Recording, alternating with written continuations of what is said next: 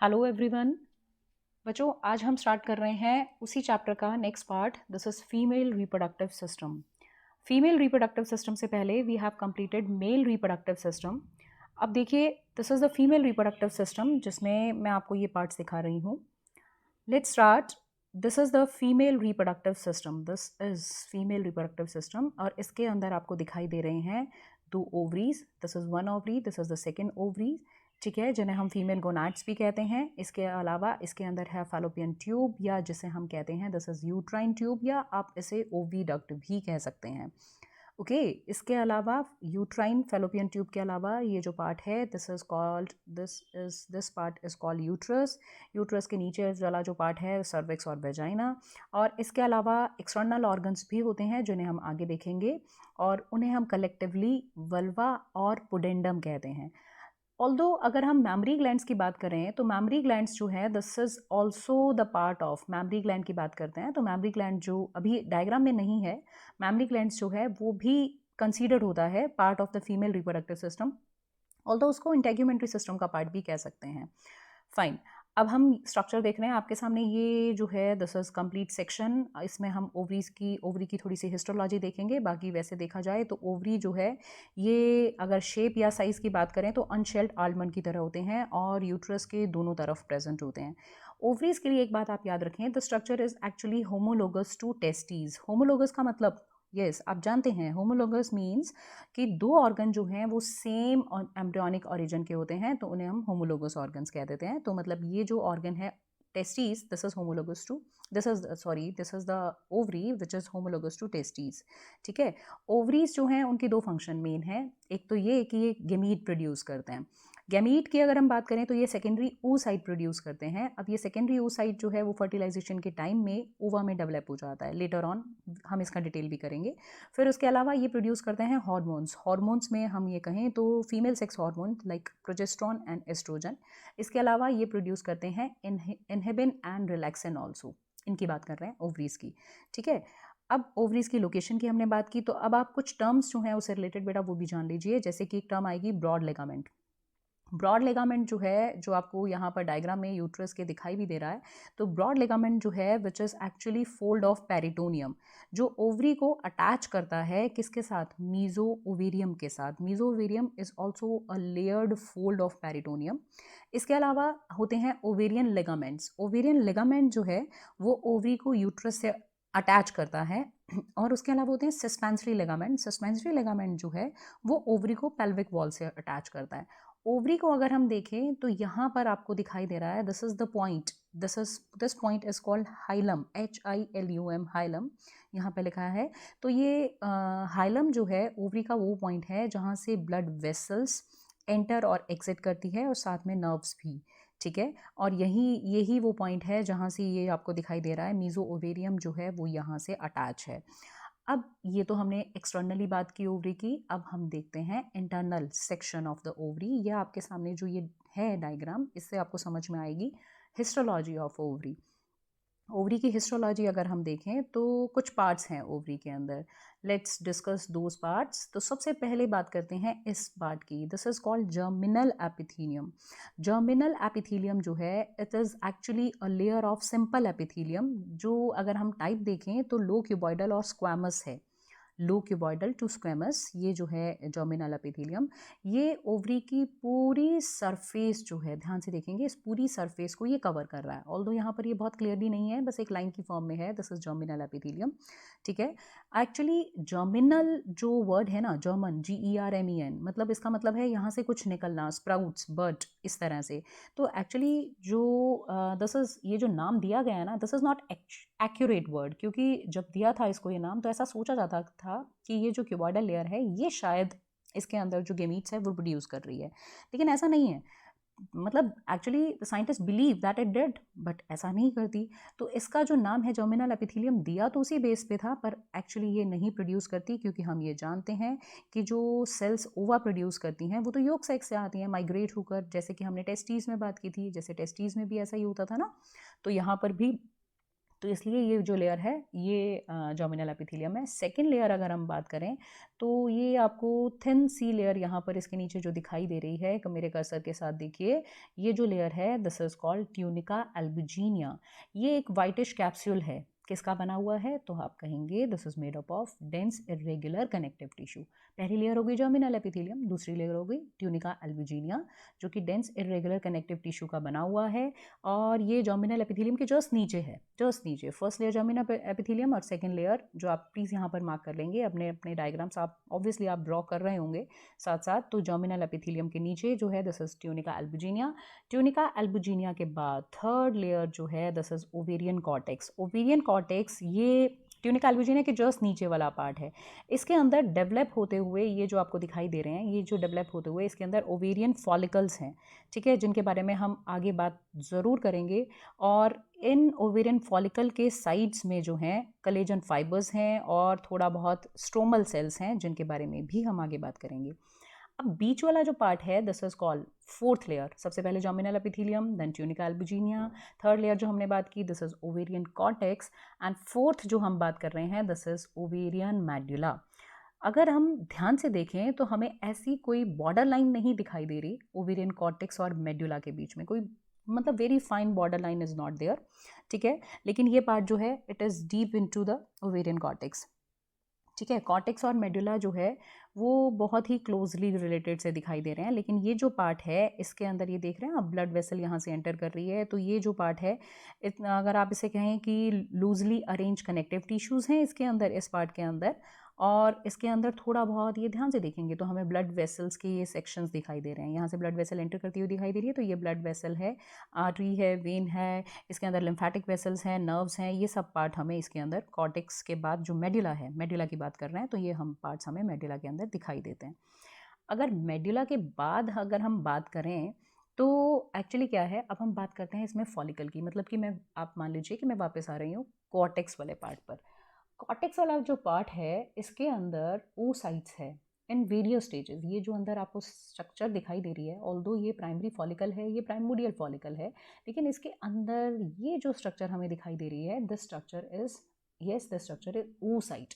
तो ये oocyte जो है इसके अंदर बहुत सी स्टेजेस में ये oocyte है, प्राइमरी oocyte भी है, सेकेंडरी oocyte भी है, जिनके बारे में हम डिटेल में बात कर भी लेंगे। तो यहाँ पर oocyte है, और उसके अलावा मतलब ये फॉलिकल्स हैं क्या, तो आप कहेंगे ये फॉलिकल्स जो हैं basically this is oocyte and this is surrounded by some cells, those are called follicular cells, ठीक है। अब ये फॉलिकल यहाँ डिफरेंट स्टेजेस में है जिन्हें हम डिटेल में समझेंगे। तो अब मैं बात कर रही हूँ आपसे फॉलिकुलर डेवलपमेंट की। एक बात जो हमें याद रखनी है कि ओवरी में गैमीट का फॉर्मेशन जो है oogenesis कहलाता है, जैसे टेस्टिस में स्पर्म का फॉर्मेशन स्पर्मेटोजेनेसिस कहलाता था। तो ये बात आपको जाननी ज़रूरी है कि मेल में जो स्पर्मेटोजेनेसिस जो है वो प्यूबैरिटी पर स्टार्ट होता है, लेकिन फीमेल में बिफोर बर्थ ही oogenesis स्टार्ट हो जाता है। As we have discussed earlier, that primordial germ cells migrate from the yolk sac to the ovaries and differentiate into oogonia, which is a diploid stem cell, जो कि millions of germ cells produce करती है। Even before birth इनमें से कई germ cells तो degenerate हो जाती हैं, और जो ये degenerate होती हैं इस प्रोसेस को हम एट्रेसिया भी कहते हैं, लेकिन कुछ जो हैं वो लार्ज होती हैं, which is called primary oocyte। ये जो प्राइमरी oocyte जो है ये मियोसिस फर्स्ट की prophase, meiosis first primary oocyte जो है वो मियोसिस करता है। ये बातें आप मेरी सुन रहे हैं, एक बार सुन लीजिए, क्योंकि जब हम oogenesis करेंगे तो मैं इन बातों को दोबारा से बताऊंगी, ये कुछ बेसिक बातें हैं, सो प्लीज़ लिसन केयरफुली। तो प्राइमरी oocyte जो है वो मियोसिस फर्स्ट की प्रोफेज में रुक जाता है। और अगर प्रोफेज फर्स्ट की भी बात करें तो प्रोफेज फर्स्ट की diplotene stage is exact answer. Question आता है ना अगर आपका, तो आप यही कहेंगे डिप्लोटीन स्टेज में रुक जाता है। और जानते हैं कब तक रुका रहता है? यस यू आर राइट, ये रुका रहता है अंटिल प्यूबैरिटी। अंटिल प्यूबैरिटी मतलब जब तक LH, एंटीरियर पिट्यूटरी से LH मीन्स ल्यूटिनाइजिंग हार्मोन, तो जब तक वो नहीं आता तब तक ये रुका रहता है। और ये कब आएगा? प्यूबैरिटी में। So LH from anterior puberty is required for the further division.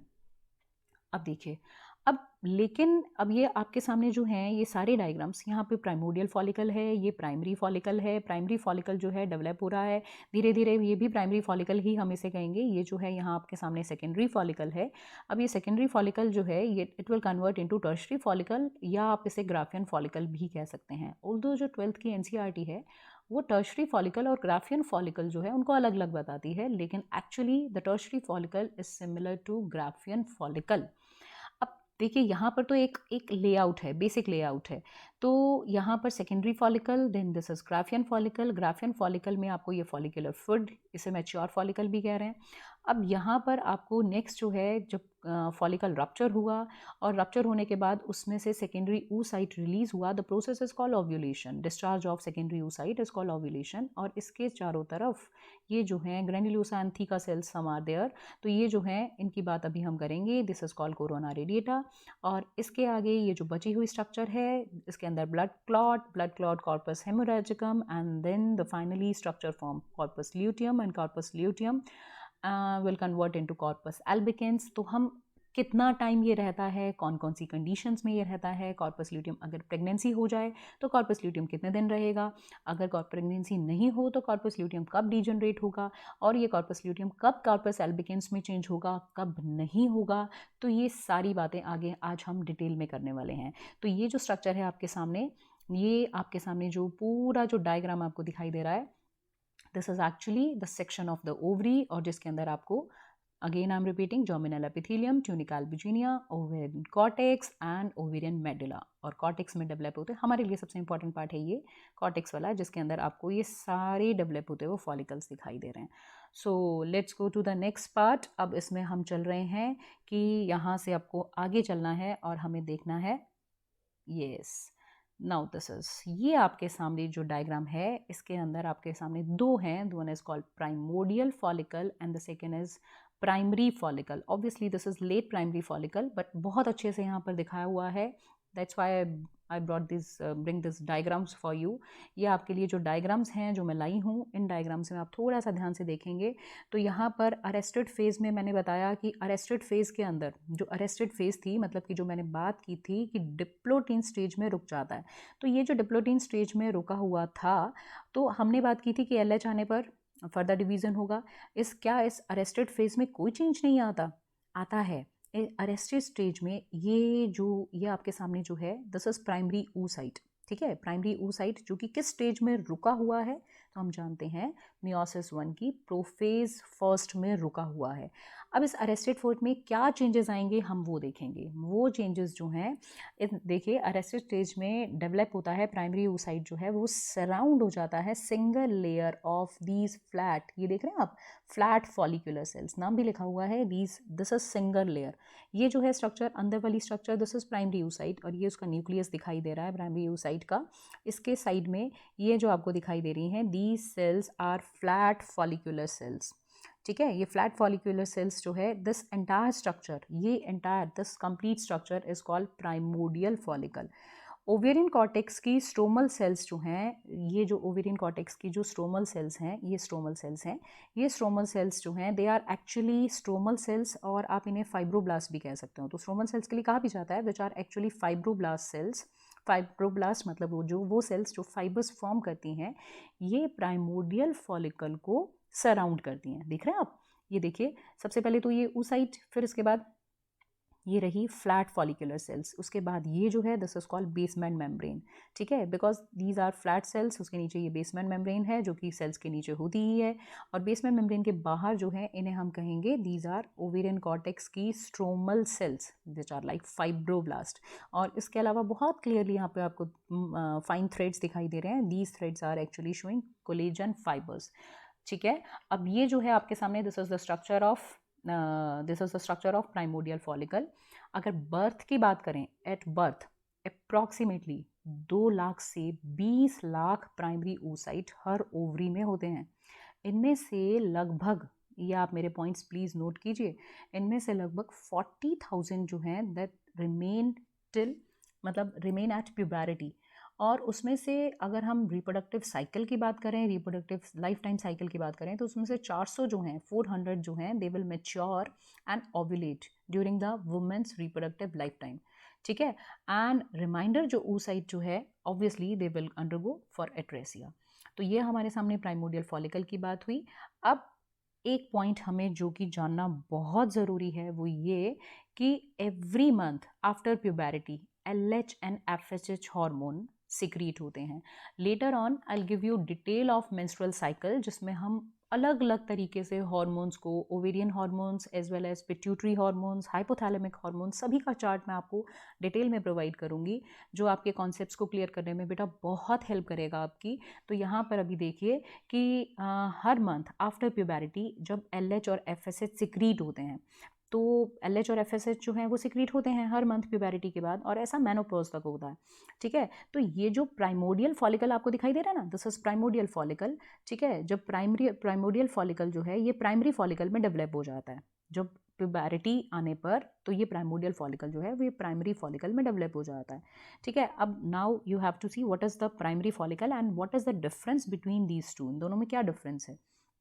तो आप देखेंगे कि दिस इज़ अ स्ट्रक्चर जिसमें दिस इज़ अ स्ट्रक्चर जिसके अंदर प्राइमरी oocyte है, ये प्राइमरी oocyte है, ये भी यहाँ पर भी प्राइमरी oocyte है, ठीक है, जो which is surrounded by these cells. ये जो सेल्स हैं these are not flat follicular cells, आप देख रहे हैं ना, ये जो हैं इन्हें अब हम कहेंगे ग्रेन्युलोसा सेल्स।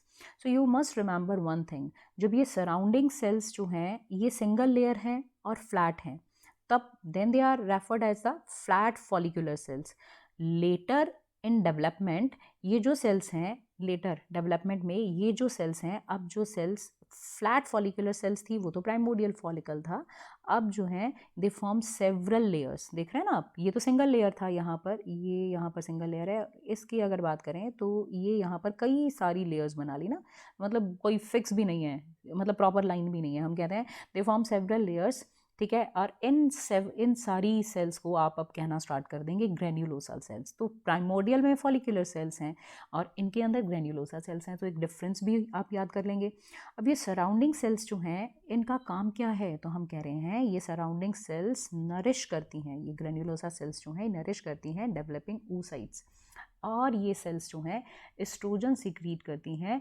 जैसे जैसे ये सेल्स ग्रो होंगी ये एस्ट्रोजन सिक्रीट करेंगी, हम इनकी भी बात करेंगे कि ये एस्ट्रोजन कैसे सिक्रीट करेंगी।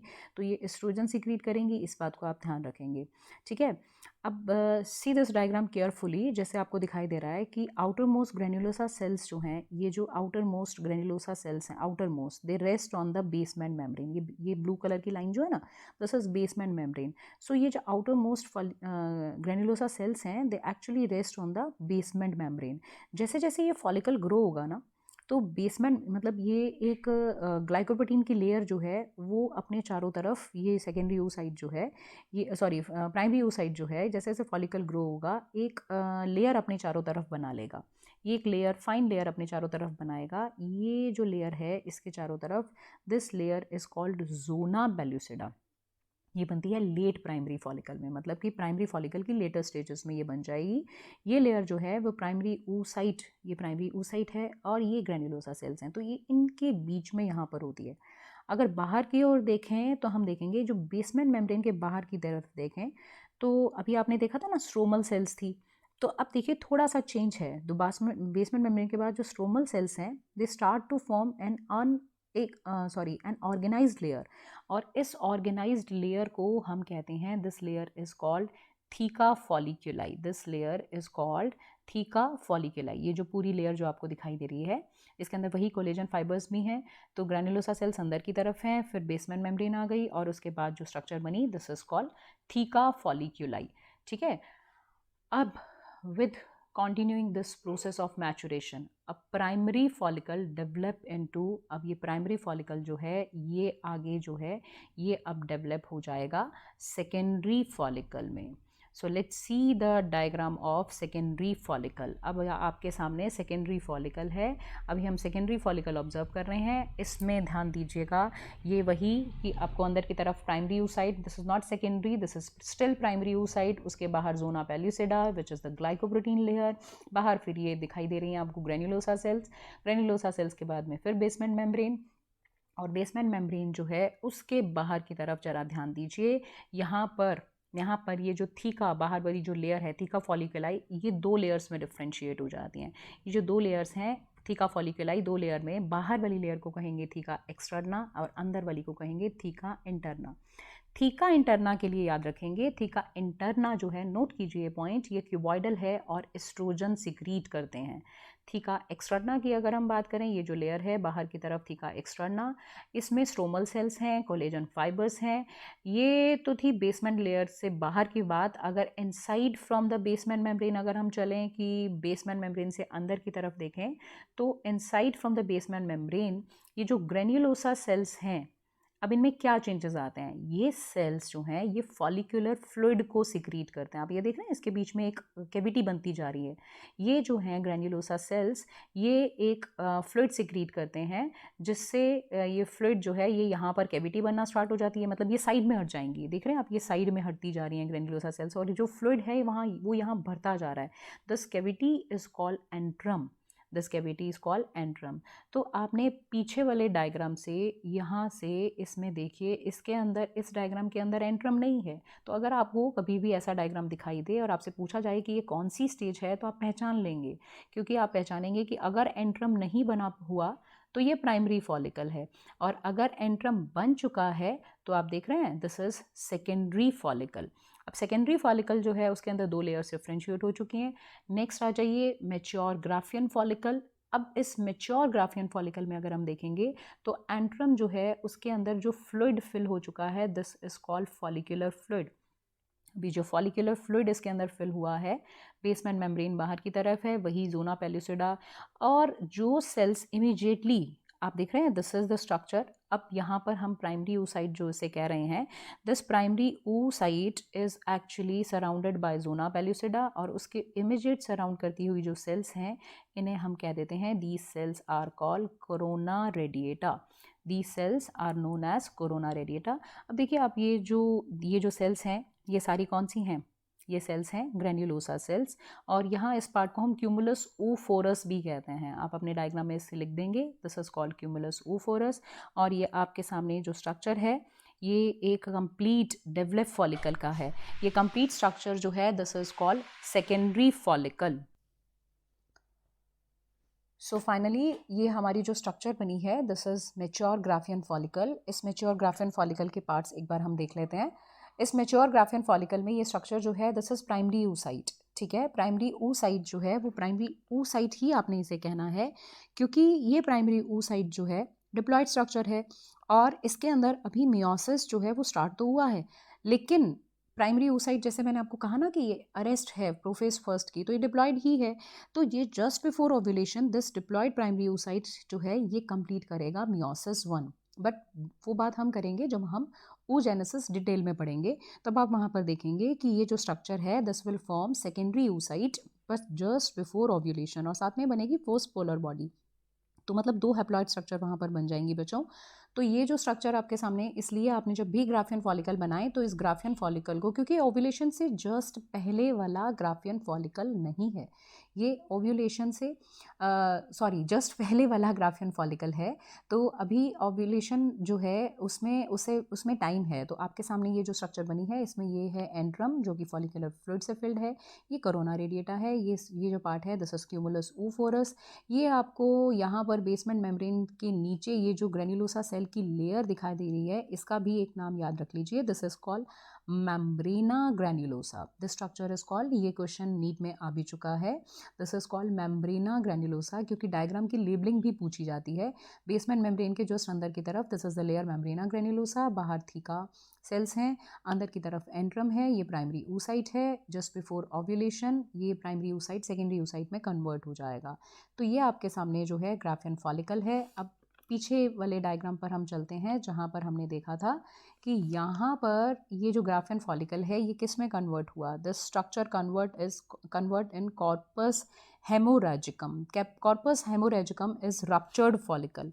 तो अब इस रप्चर्ड फॉलिकल में आपको यहाँ पर थोड़ा सा ब्लड भी दिखाई दे रहा है। एक्चुअली क्या होता है कि जब ल्यूटिनाइजिंग हार्मोन सर्ज होता है मेंस्ट्रुअल साइकिल में, हम देखेंगे इस बात को, तो अभी आप एक बार मेरी बात सिर्फ सुन लीजिए कि ल्यूटिनाइजिंग हार्मोन की वजह से ये ओवरी का छोटा सा पार्ट, लगभग 2 सेंटीमीटर का एरिया है, ये लगभग रप्चर होता है। और यहाँ से रप्चर होने पर सेकेंडरी oocyte यहाँ पर अपनी कुछ ग्रेन्युलोसा सेल्स, जिन्हें याद होगा अभी आपको कोरोना रेडिएटा कहा था बच्चों, तो ये उसके साथ यहाँ से रिलीज हो जाएगा। बची हुई स्ट्रक्चर जिसमें थोड़ा बहुत ब्लड क्लॉट भी दिखाई देता है, इस स्ट्रक्चर को हम कॉर्पस हेमोरेजिकम कहते हैं। दिस कॉर्पस हेमोरेजिकम जो है उसके अंदर अब जो ये बची हुई स्ट्रक्चर्स हैं, इसमें जो थीका सेल्स जो हैं वो मिक्स हो जाती हैं। अब ये जो अगली स्ट्रक्चर है इसके अंदर हम कहते हैं कि जो थीका सेल्स जो हैं they become mix with granulosa cells, ठीक है, and form this corpus luteum. Corpus luteum जो है this actually remain under the influence of luteinizing hormone, ठीक है। और यहाँ पर जो सेल्स हैं, अब जो दोनों सेल्स मिक्स हो गई, थीका एंड ग्रेन्युलोसा सेल्स, उन्हें हम कहेंगे अब ल्यूटियल सेल्स, ठीक है। ये जो ल्यूटियल सेल्स जो हैं वो बीच में आपको ये जो ब्लड क्लॉट दिखाई दे रहा है, वो ल्यूटियल सेल्स इस ब्लड क्लॉट को भी एब्जॉर्ब कर लेती हैं और फाइनली ये एक टेम्परेरी एंडोक्राइन में कन्वर्ट हो जाती हैं। This temporary endocrine structure, this is called corpus luteum. This structure is known corpus luteum. अब कॉर्पस ल्यूटियम जो है किन किन कंडीशन में मेंटेन रहेगी एंड फाइनली ये जो स्ट्रक्चर है कॉर्पस एल्बिकेंस में कब चेंज होंगी, ये सारी बातें जब हम आगे मेंस्ट्रुअल साइकिल करेंगे तब हम इनका डिटेल करेंगे। तो यहाँ तक जो मेरा वीडियो था बेटा, इसके अंदर मैंने आपको ओवरी की स्ट्रक्चर समझाई है। आगे आने वाले पार्ट्स में फीमेल रिप्रोडक्टिव सिस्टम का एक एक पार्ट, ओवरी को हमने देख लिया है, अब आगे हम यूट्राइन ट्यूब मतलब कि ओविडक्ट, यूट्रस और इन सब की पहले हिस्टोलॉजी और इनकी स्ट्रक्चर को समझेंगे और उसी के बाद अभी हम नेक्स्ट लेक्चर जो होगा वो मेरा होगा oogenesis पर। oogenesis के बाद हर एक पार्ट को हम डिटेल में लेंगे। Thank you.